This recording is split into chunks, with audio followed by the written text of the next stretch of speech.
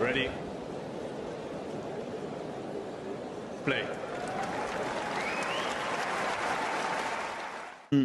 Oh, Owen, this is a bit random because I'm sure you've been talking about different things in the last 5 minutes while I was gone. But there was a tweet from you that I wanted to speak to you about. I think I tried to respond to it, but I don't know if I don't think I ever clicked send. And it was basically on Sabalenka. Did you say something in the last 24 hours about, it's hers to lose, or she should win the tournament, or she's the favorite to get to the something about Sabalenka, and it was positive, but then you caveated it with a unless she runs into these semi-final or final issues, right?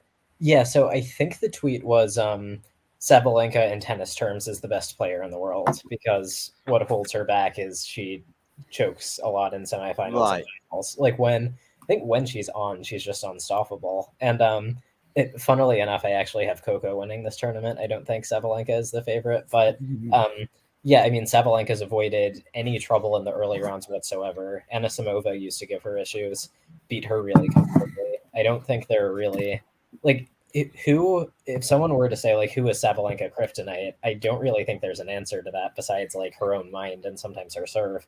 And I think all the other top players kind of have issues that she does not have. So from that standpoint, like I do think her game is the best in the world right now.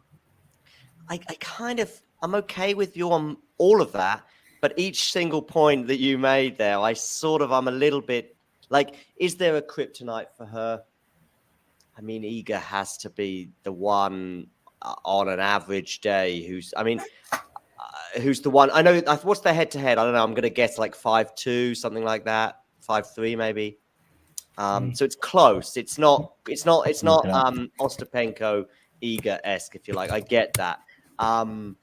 Maybe Rybakina is on a bit of a run. Again, you look at the big picture and it's like, I don't know, 4-all their head to head or something. But then Rybakina, I think, is on a run of 3 straight wins. And if that continues, that it's almost more important than the previous 3 matches that Sabalenka may have won. So not kryptonite. I agree. There's no kryptonite out there for her exactly. But each of those other points, where shall I begin? She's the best player in the world right now. I don't know. I saw she's not won a tournament since May. So best player in the world to not win a tournament since May. Don't know if I can quite go that far. Then there's also the WTA finals where Iga was just streets ahead of everyone else. Yeah. I mean, if she gets back to world number 1, fine. So do you know what I mean? I'm not like, I'm against you on all of these. It's just like I find I'm not quite on board with all of the points. Absolutely, and go on. I have counterpoints, but Jethro, I want to hear your thoughts first because I've been talking way too much. Sorry, Jethro. Yeah. No. I was gonna say that. Iga is 6-3 in the head-to-head with Sabalenka. But okay. I do agree with an extent with her because I think as much as titles matter, like the eye test is still a massive thing. Like, say after this first 2 rounds of Australian Open, you include the last 3 months. Like you could have argued Sinner is the most informed ATP player right now because Djokovic was horrible against Popyrin, pretty average against Prismic, and Sinner just blasted his way through his opponents, beat Djokovic at the Davis Cup, beat him in the round robin at the ATP finals. Obviously, Djokovic won the final that mattered, but like in terms of who looks like they were playing the best tennis in the world, Sinner, up until probably the last couple of rounds. Now Djokovic has raised his level. And I think the same with Sabalenka. I think she's just looks like the best player in the world, even though she hasn't had a title since May. And I think, like there isn't really a game plan against her when she's playing her best tennis. So that's kind of why I agree with her, to be honest.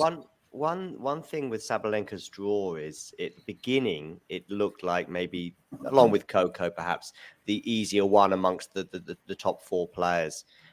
Whereas actually the problem is for her is that from yesterday onwards, actually, the players that could get there have got there. Okay, maybe Anisimova we may have been a bit surprised about, but then there was Andreeva or Krejcikova in the next round. So now, funny enough, Sabalenka's run actually does start to look tricky because all of the sort of big players or players in form are there. So obviously, Coco in the semis.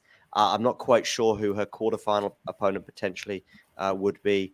I think it's Krejcikova. Is that right? Oh, Yeah. Krejcikova's the quarterfinal. Okay, so Yeah. so Anisimova, Krejcikova, Coco, and then whoever in the final. That's a a really good, really tough run suddenly. Yeah. But the final point, Owen, I think in your sort of your thing was about the semi-final problem. The reason I'm not fully on board with that is I know the Mukova loss last year was quite tough, quite bad, double breakup, blah blah blah. I just think that if it was like Pegula-esque or Rublev-esque with their quarterfinal problem, and there's lots of caveats to that, as Damien was highlighting earlier on today, and and a good tweet with Rublev, like if you keep running into Djokovic, Nadal, or whatever, it's tough, and Medvedev on a hard court. But with Sabalenka, she's won a Grand Slam and she's won a semi-final, or she's won 2 semi-finals. So, sometimes maybe she just came up against Iga in New York. She was a breakup there, I guess. Mm-hmm. That was a really good match, by the way. I just think if she's losing semi-finals to not great players, or she's unbelievable across the rest of the tour, and then suddenly at a Grand Slam she's not turning up. But as we see, I think it's 5 Grand Slams in a row now in semi-finals, and may well be 6 very soon. And I'm not quite on board with it. And that's totally fair, and I do hear that. But yeah, like that was the point I wanted to make is I totally get if people say, Iga just lost for the first time since September, and Sabalenka hasn't won a title since May. I think that's totally fair. But like you just said, John, you can't take Sabalenka out early in a major anymore. She's she's going deep every single time, and I do think some of these losses late in majors, it is one thing to get outplayed, but I think in a lot of them she's way up. Like that U.S. Open final with Goff, she's up a set, and I don't know about you guys, but when I watched that, by the end I didn't really think, oh wow, Coco totally outplayed her. I sort of thought Coco hung around, and then she broke Sabalenka's brain by defending so well.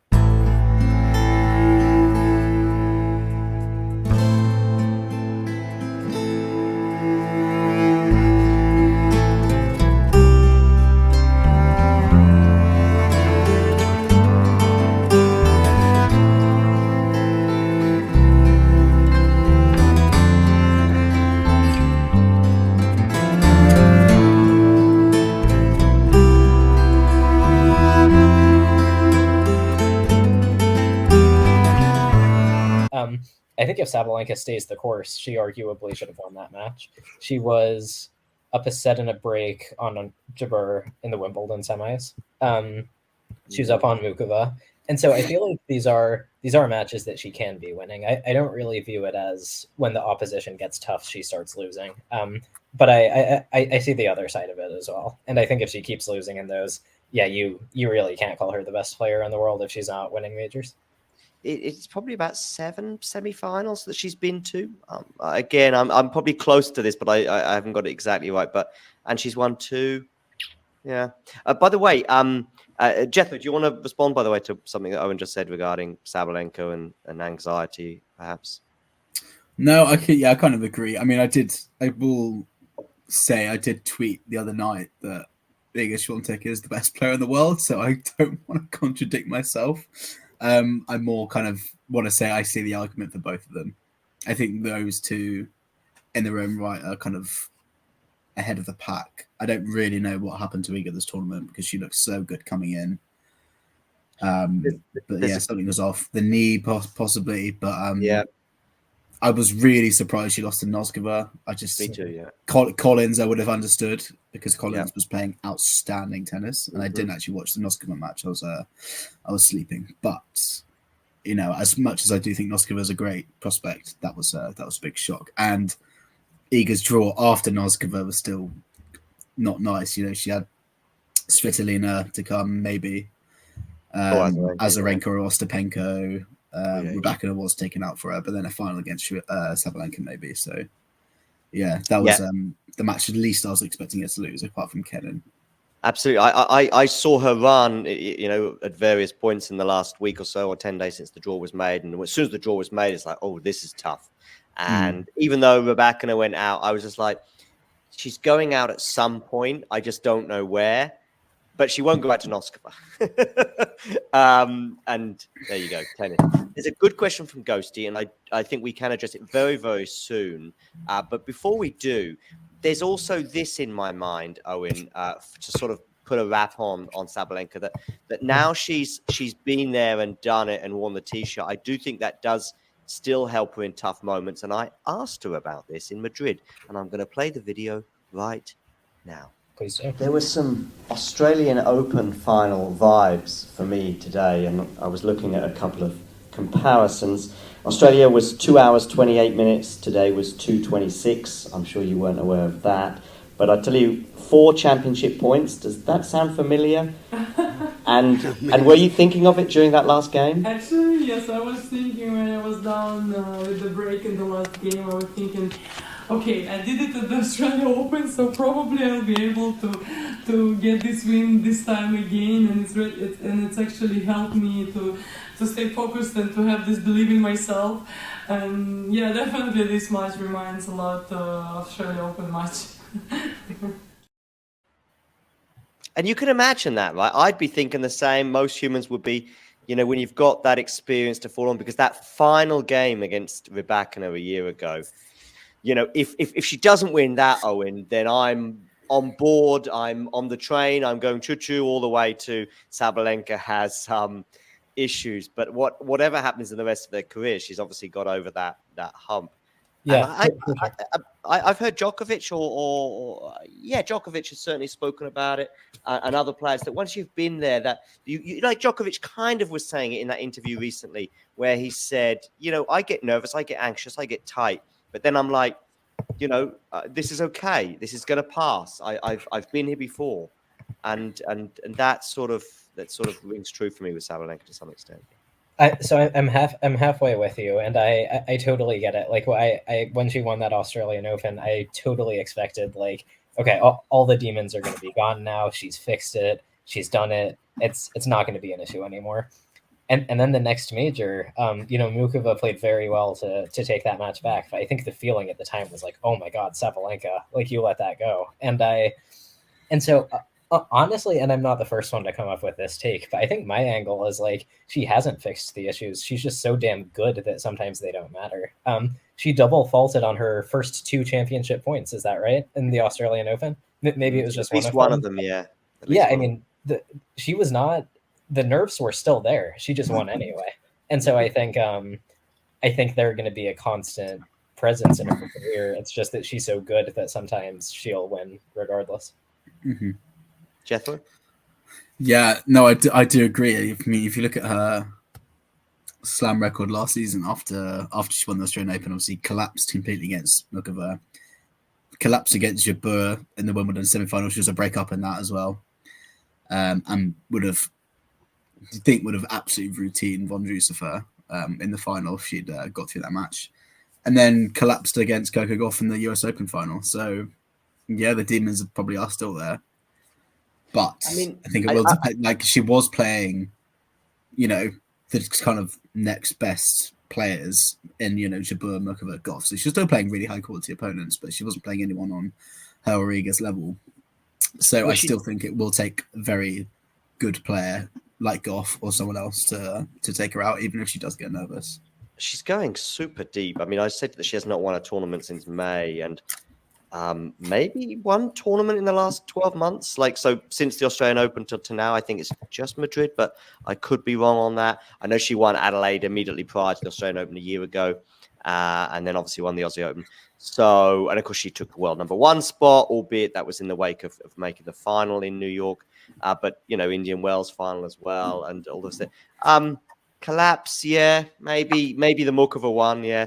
I think the other ones, setting a break, yeah, it's a mini collapse.